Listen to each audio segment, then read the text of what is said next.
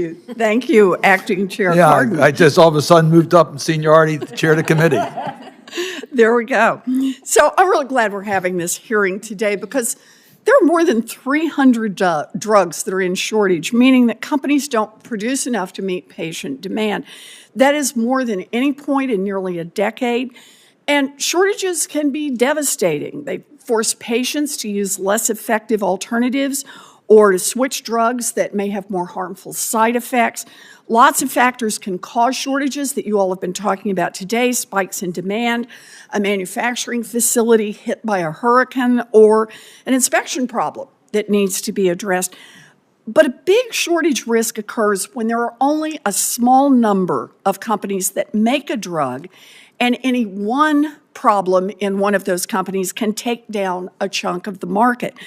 Most drugs in shortage now are generics, meaning they are no longer protected by patents and can be made by any manufacturer.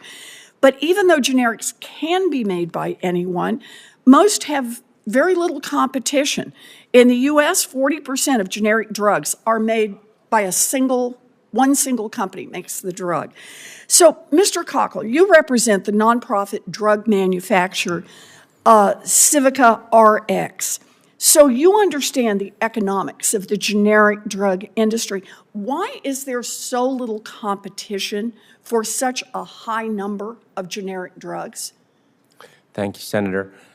Typically, when a drug goes off patent and companies can bring generics to market, a lot of companies compete to bring that product to market. And that was the model we all thought would happen. Right. But unfortunately, what happens is when you have purchaser consolidation, contracting consolidation, drives that price down, concentrates the market share, and so the price goes so low that other companies may not have market share and may not have much incentive to stay in the market. okay, so my understanding that part of the problem here is that it is expensive to run a drug manufacturing facility.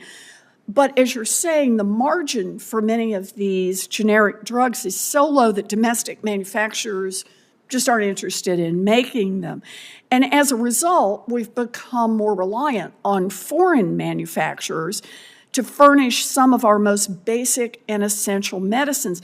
This obviously not only raises quality concerns, but it also poses a risk to our national security. So I was glad to see the Biden-Harris administration announce that it is expanding HHS's authority under the Defense Production Act to bolster domestic manufacturing of essential medicines, and that it will invest $35 million in U.S. manufacturing of key starting materials for pharmaceutical products. Now, Mr. Cockle, will investments in the manufacturing of key starting materials, that's a good thing, but will it be enough to alleviate drug shortages, or do we also need to think about investments in manufacturing finished drugs as well? Yeah, thank you, Senator. I agree that it's a good thing to invest in key starting materials, but if we're focused on shortages, the key starting materials, the precursors even upstream of API are way upstream and not usually the thing that's causing the shortage. Most of the shortages are caused at the level of manufacturing the finished dosage form, the vial or the syringe of drug. All right, that's a really important point, and I appreciate your making it. To prevent drug shortages, the Biden administration, I think, should build on these commitments to also invest in the manufacture of finished drug products.